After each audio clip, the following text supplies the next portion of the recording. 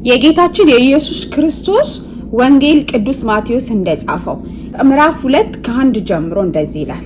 ኢየሱስ በይሁዳ ቤተልሔም በንጉስ በሄሮድስ ዘመን በተወለደ ጊዜ ነው ሰባ ሰገል የተወለደው የአይሁድ ንጉስ ወዴት ነው? ኮከቡን በምስራቅ አይተን ልንሰግድለት መተናልና እያሉ ከምስራቅ ወደ ኢየሩሳሌም መጡ።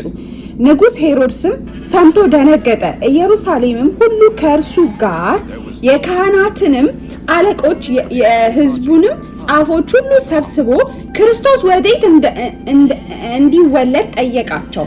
እነርሱም አንቺ ቤተልሔም የይሁዳ ምድር ከይሁዳ ገዢዎች ከቶ አታንሽም፣ ሕዝቤን እስራኤልን የሚጠብቅ መስፍን ካንቺ ይወጣል። ሕዝቤ እስራኤልን የሚጠብቅ መስፍን ካንቺ ይወጣል ተብሎ በነቢይ እንዲህ ተጽፏልና በይሁዳ ቤተልሔም ነው አሉት። ከዚህ በኋላ ሄሮድስ ሰብአ ሰገልን በስውር ጠርቶ ኮከቡ የታየበትን ዘመን ከነርሱ በጥንቃቄ ተረዳ። ወደ ቤተልሔምም ሂዱ፣ ስለ ሕፃኑ በጥንቃቄ መርምሩ፣ ባገኛችሁትም ጊዜ እኔ ደግሞ መጥቼ እንድሰግድለት ንገሩኝ አላቸው። እነርሱም ንጉሱን ሰምተው እነሆም በምስራቅ ያዩት ኮከብ ሕፃኑ ባለበት ላይ መጥቶ እስኪቆም ድረስ ይመራቸው ነበር። ኮከቡንም ባዩ ጊዜ በታላቅ ደስታ እጅግ ደስ አላቸው። ወደ ቤትም ገብተው ሕፃኑን ከእናቱ ከማርያም ጋር አዩት፣ ወድቀውም ሰገዱለት። ሳጥኖቻቸውንም ከፍተው እጅ መንሻ ወርቅና ዕጣን ከርቤም አቀረቡለት። ሳጥኖቻቸውንም ከፍተው እጅ መንሻ ወርቅና ዕጣን ከርቤም አቀረቡለት።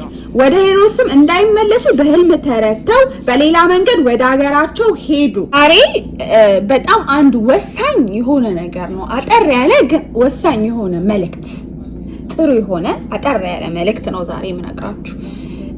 ምንድነው እሱ? ዛሬ ስለ ክሪስማስ ሳስብ ነበርና ክሪስማስ ተብሎ የሚከበረው በተለይ ደግሞ በውጭ ዓለም ወይ ደግሞ በውጭ ሀገር የሚኖሩ በአሜሪካ፣ በኢሮፕ፣ በውጭ ሀገር የሚኖሩ ኢትዮጵያኖችም የውጭ ዜጎችም ማለት ነው። እና ይሄ ክሪስማስ ተብሎ የሚከበረው ነገር ምንድን ነው?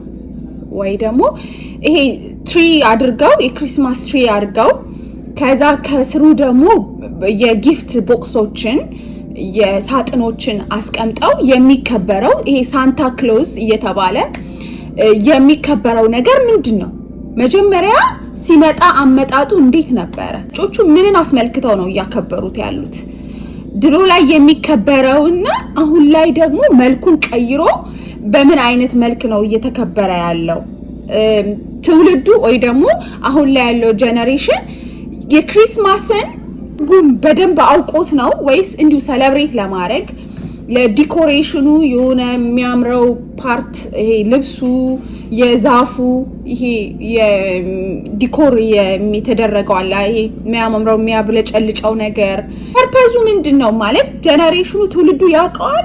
ይሄ ክሪስማስ የሚለውን ነገር ያውቀዋል ወይ? በየዩቲዩብ ቪዲዮ ላይ በየሙዚቃው ላይ ሁሉ ስለ ክሪስማስ እንትን ሲባል በተለይ ነጮች ጋር ስፓርክሊን ሆርስ ሳንታ ክሎስ ምናምን ነው እንትን ይሄ ስኖማን እንትን እየተባለ ዩቲዩብ ላይ በየቪዲዮ የታየ ያለውና አብዛኛው ህፃናቶች ልጆች እንትን የሚሉት የሚረዱት ክሪስማስን ሲያስቡ በየቪዲዮው በየቲቪው የሚመለከቱት በየሙዚቃው የሚመለከቱት ክሪስማስን ትክክለኛው ትርጉሙን ሳይሆን የሚያውቁት ይሄ የሚታየውን ይሄ በዛፍ የተሸፈነውን በሆነ ልብስ በብልጭልጭ ነገር የተሸፈነውን እንጂ የሙት አብዛኛውን በተለይ ህፃናት ማለት ነው ስለምን እንደሚከበር ከባይብል አንፃር የሚያውቁት ህፃናቶች ልጆች የሉ።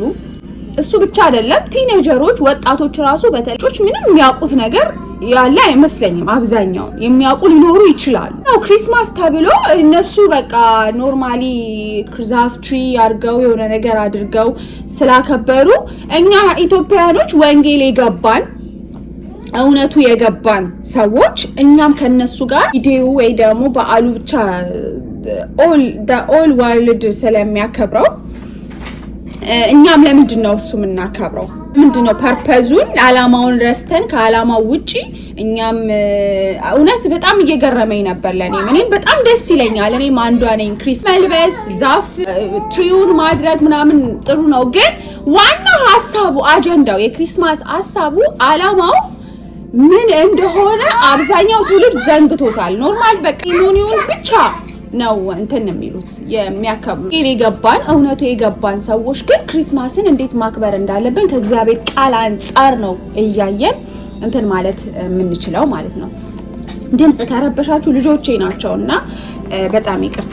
ከባይብል አንጻር ነው መመልከት ያለብን ማለት ነው። ስለዚህ እዚህ ጋር ምን ይላል? የማቴዎስ ወንጌል ቃሉ ራሱ ይላል ታገዱ ለከዛ ሳጥኖቻቸውን ከፍተው ይላል።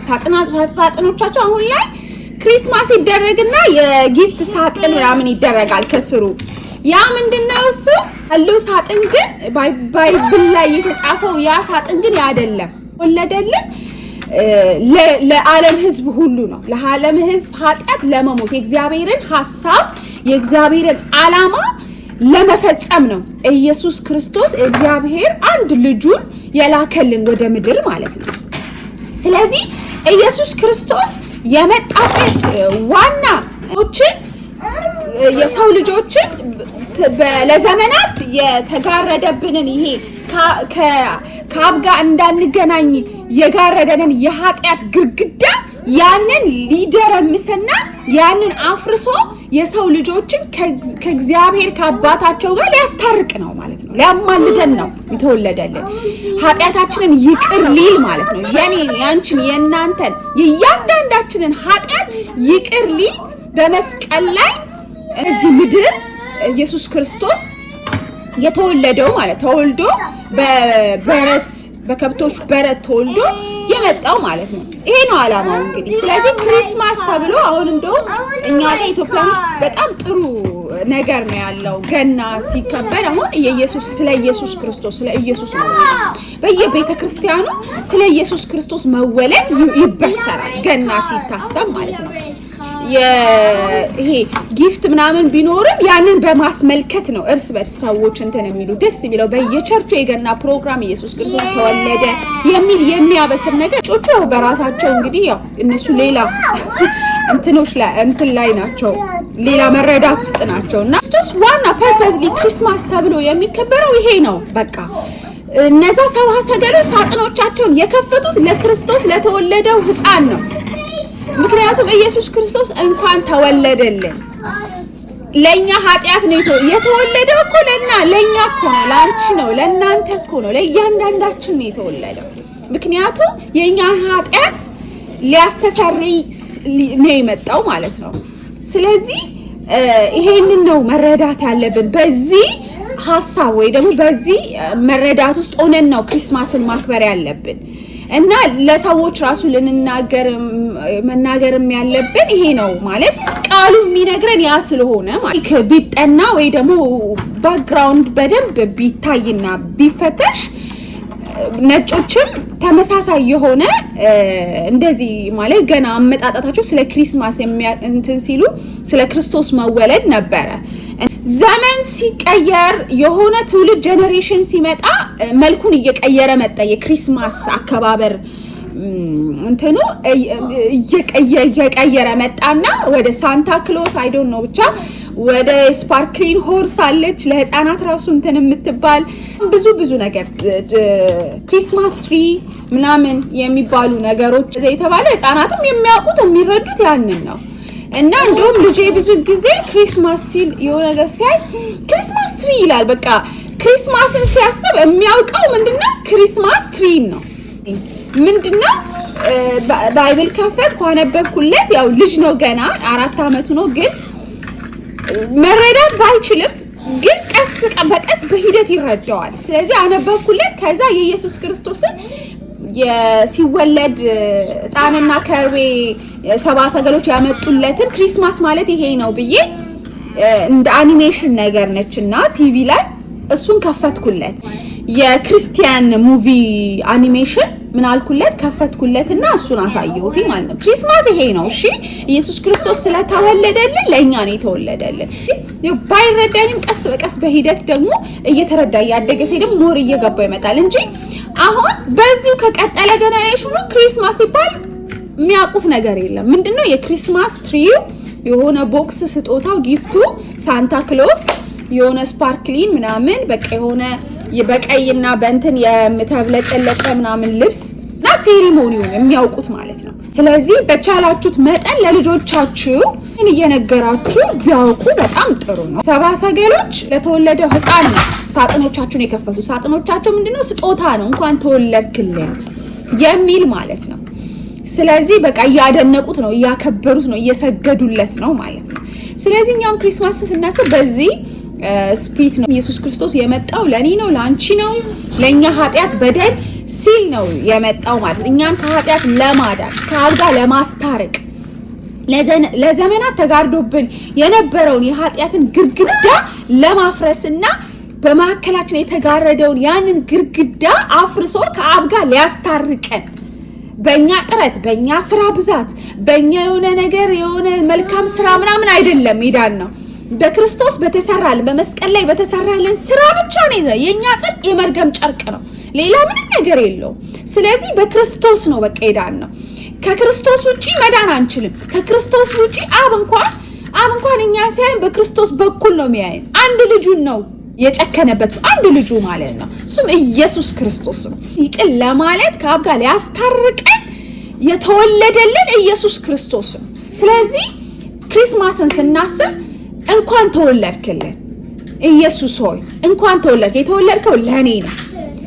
እኔ መዳን በማልችልበት ሰዓት በምን በኩል ነው ምድነው? በምን በኩል ነው ማመልጠው? ህይወቴን ማድናት ማተርፋት ከዘላለም ሞት ከዘላለም ስቃይ እንዴት ነው ማተርፈው ራሴን? እንዴት ነው ብለን በምን የተጨነቅንበት ሰዓት በቃ ሞት በሸተተን ሰዓት ምንገባበት በጠፋን ሰዓት በተጨነቅንበት ሰዓት ነፍሳችን በተጨነቀችበት ሰዓት እግዚአብሔር አባባት እግዚአብሔር አንድ ልጁን ኢየሱስ ክርስቶስን ወደ ምድር ልኮ እሱ ተወልዶልን ከዛ ከአብ ጋር አስታረቀን በመስቀል ላይ ሞቶ ማለት ነው።